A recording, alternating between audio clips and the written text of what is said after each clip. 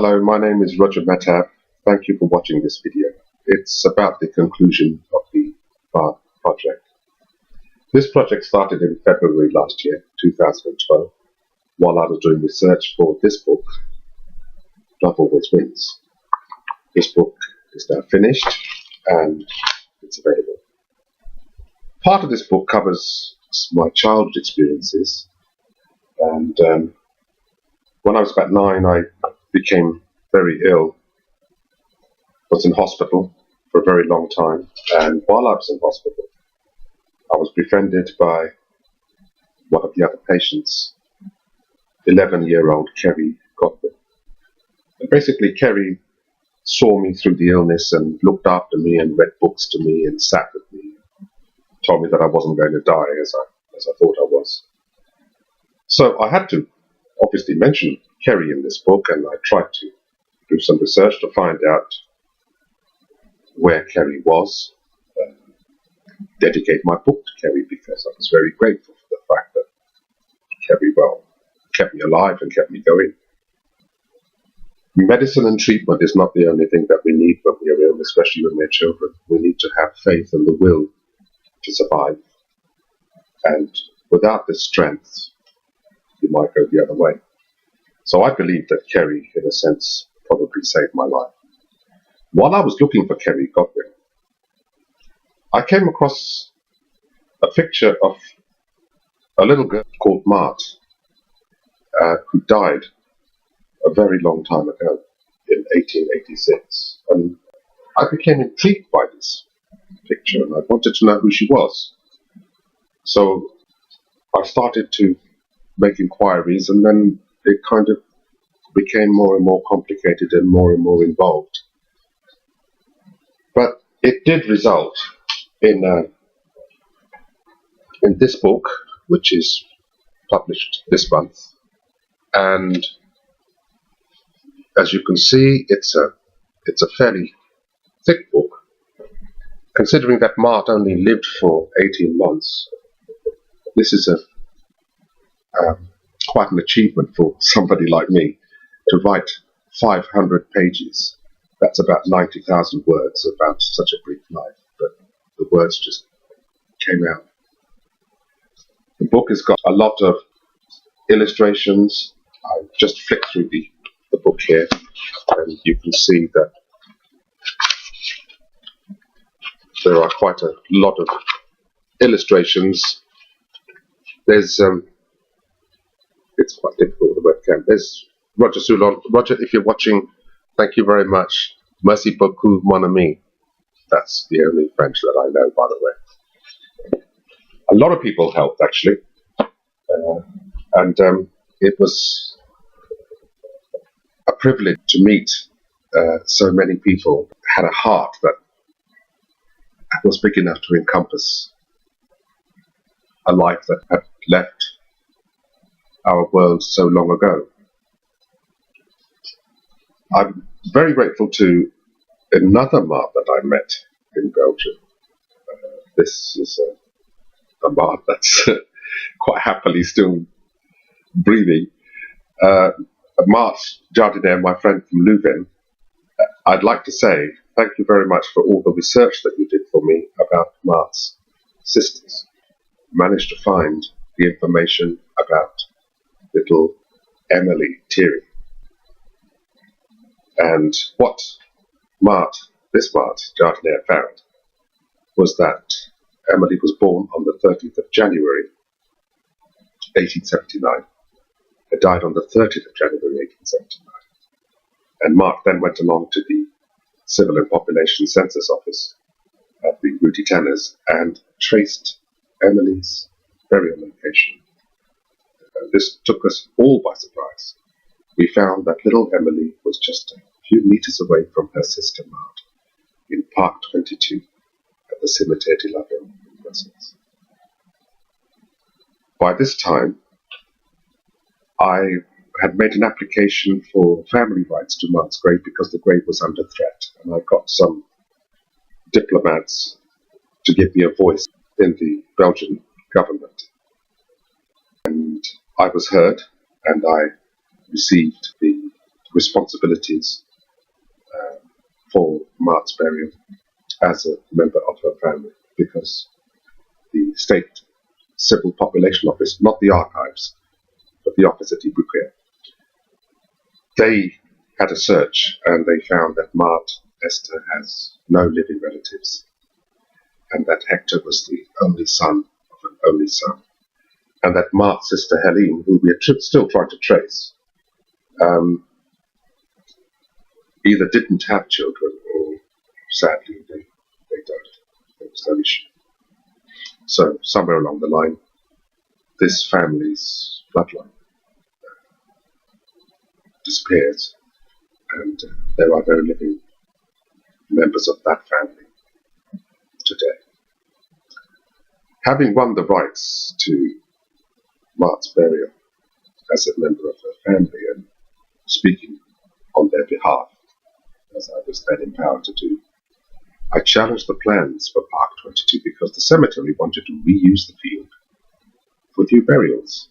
Now, the cemetery is its business. It's a very big cemetery. It's a very old cemetery. It opened in 1874 by Jules Ansbach, who was the Burgermeister at the time. A grand cemetery which covers 30 hectares. Now, that's a very, very big area of land. I don't know how many acres there are in a hectare, but I think hect is 10, so there might be 10 acres in a hectare. I don't know. Perhaps somebody could tell me. And 30 hectares is an enormous amount of land, but it fills up.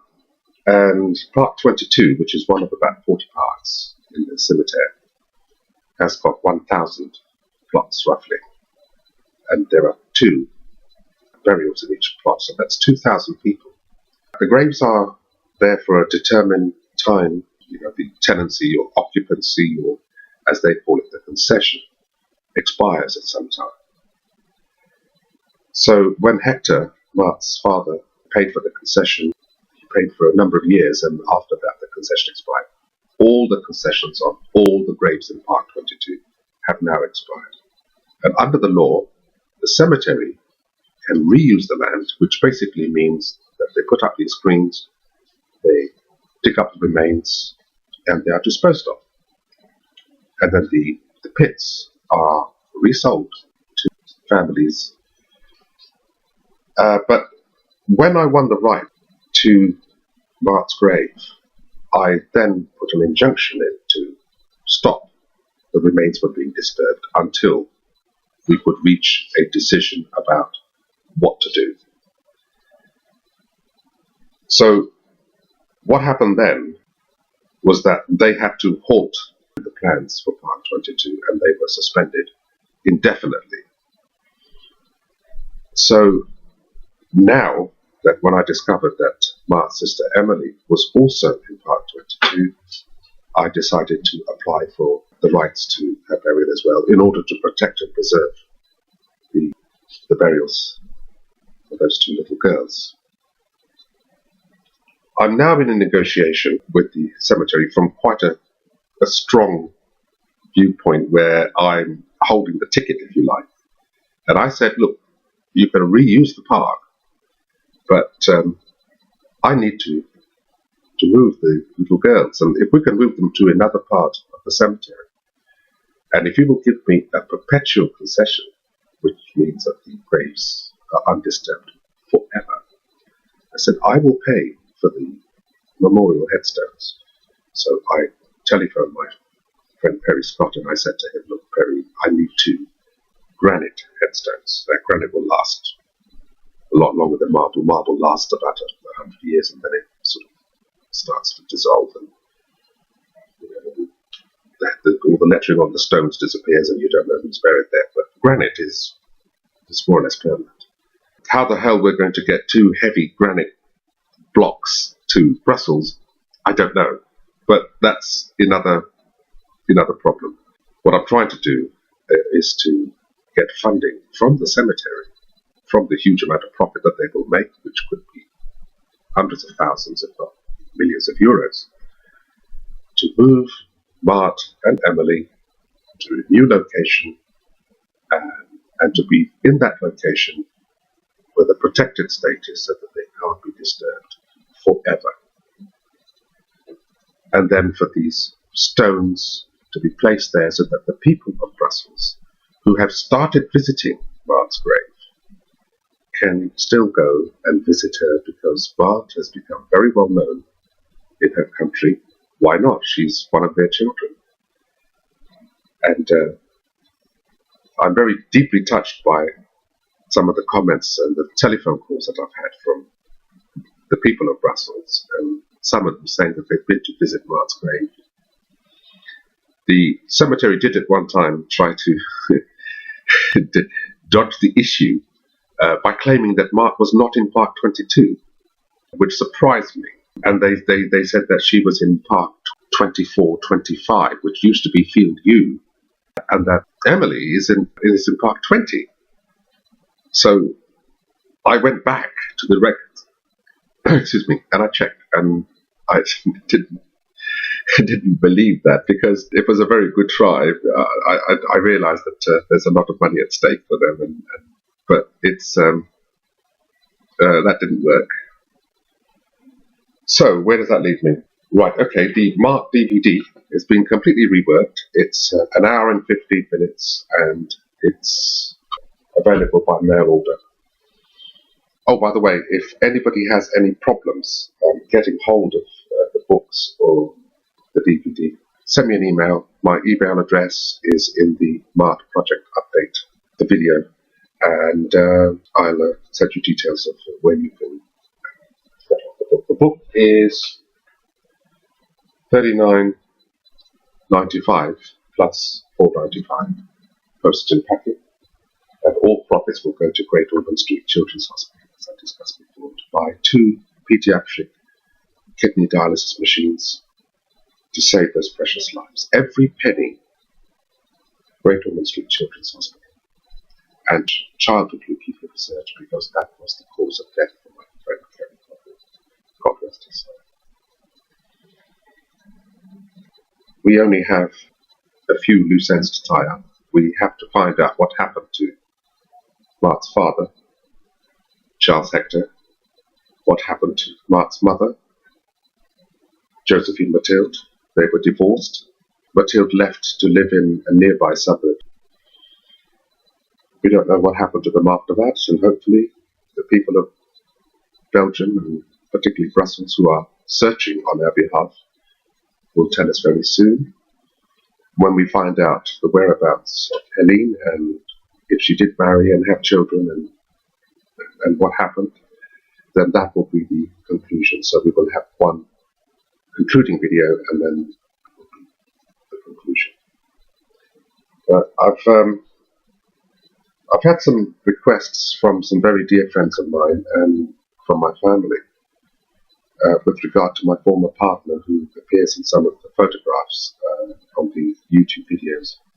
And I know for a fact that she didn't want to appear in those videos for reasons of her own. And given what happened, the fact that she didn't do a great deal and sometimes became quite obstructive in the work on the project, that people are asking me to remove any mention of her from the videos and from the book when it's reprinted.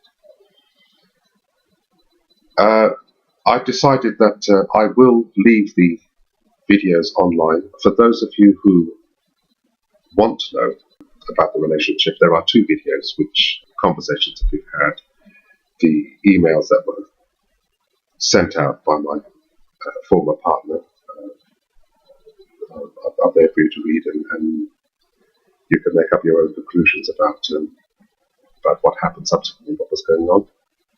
I know that some of my friends are quite upset. At the end of the day, forgiveness is the most important. I'd like to say thank you to all my family for your wonderful support, and my friends who rallied around and picked me up off the floor as they did. So,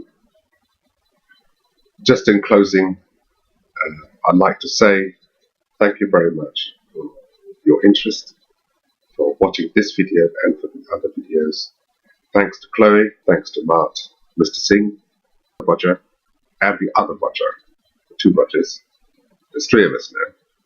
To Victoria, everybody else.